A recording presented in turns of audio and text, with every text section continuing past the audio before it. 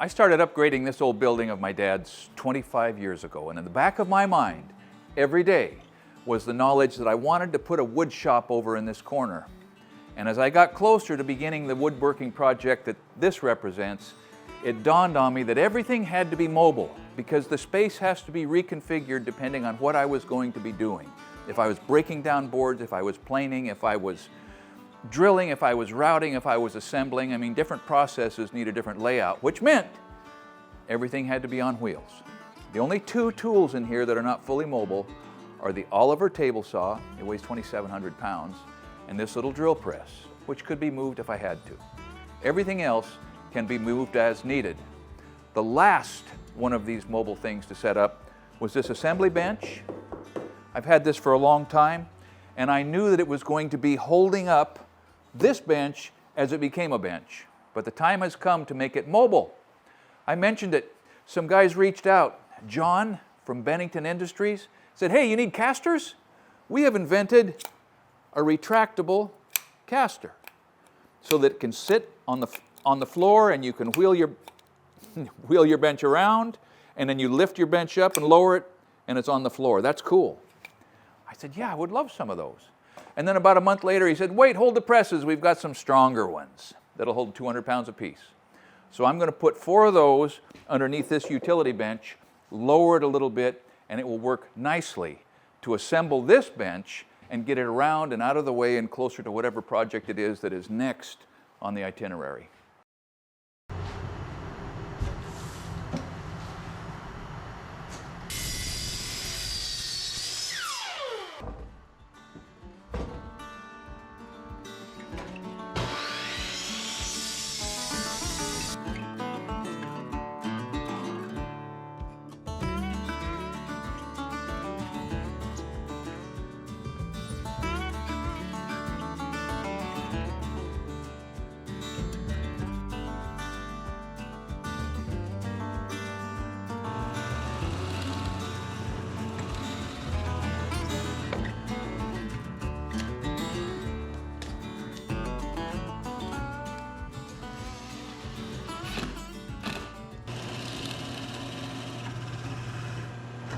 I took my first job as a carpenter when I was 19 years old, working for Gary Day, right here in Roseburg. And since the first moment I started thinking about carpentry, I realized that mortise and tenon joinery was sort of the pinnacle. It was the defining characteristic of fine carpentry, and I've never really done a bit of it. Now, I've seen some in videos, and when I toured John Sweet's shop back in Maine, it was fantastic, and his mortise and tenon joinery was in post and beam construction.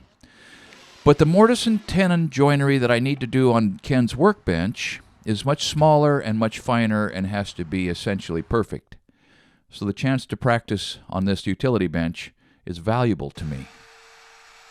Besides that, I've used routers a lot in my life, but only on beams and on decks, routing the edges primarily of posts and beams and butt joints on deck boards, and never exploring the incredible range of techniques and processes and tools that a router facilitates and requires. And for that, I'm so thankful to have Ken Jordan on site.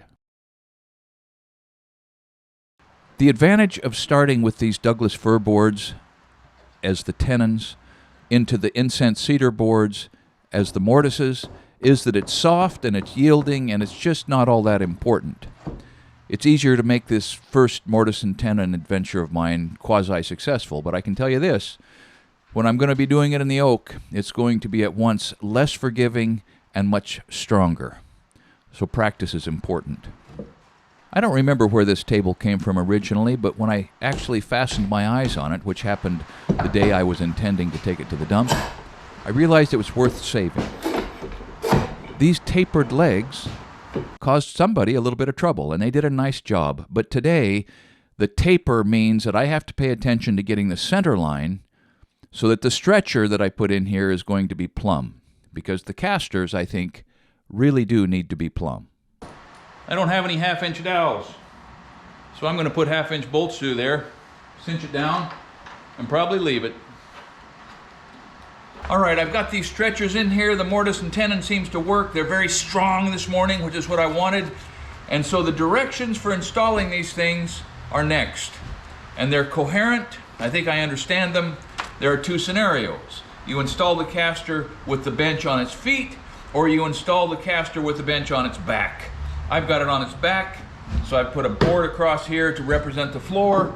I will bring it up with a square line established by this board until the wheel makes contact with what will be the floor, like that, and then screw it in. Nothing to it.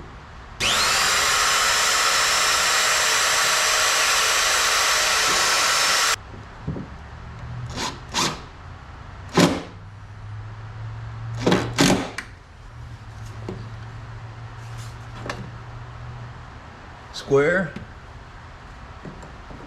in light contact, full speed ahead.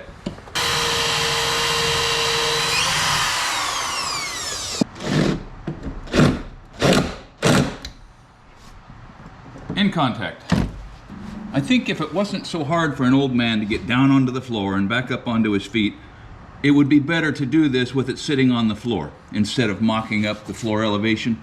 But we're going to make it. I think our system is working reasonably well. I'm going to take this down for a second and just point out that these things, the R8s, which I think is what these are, the heavier duty, are rated at 200 pounds per caster.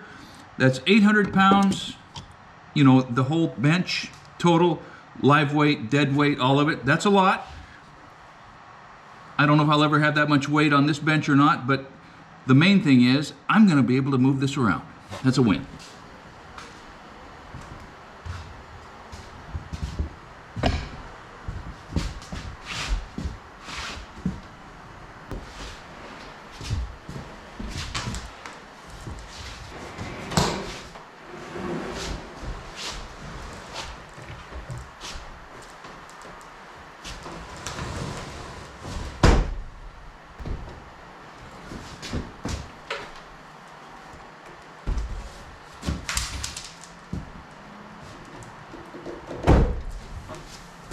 So these little screws are to be the last thing removed in order to allow these things to activate.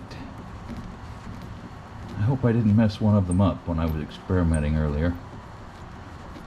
That would be just about my style.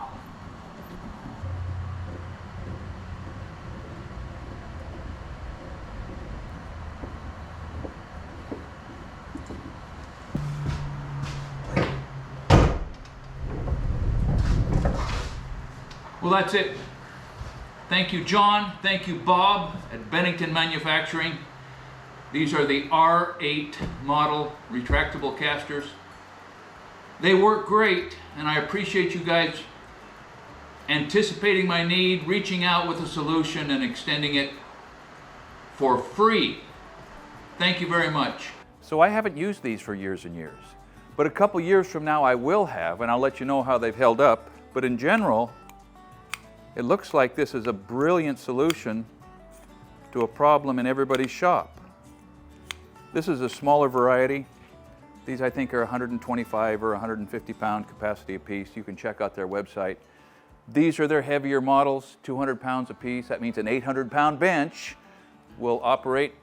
So I'll let you know as time goes on, but right now I'm optimistic, and mostly I'm optimistic because I can put almost everything in this shop almost anywhere I want it.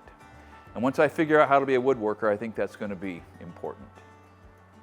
Thanks for watching Essential Craftsman, and keep up the good work.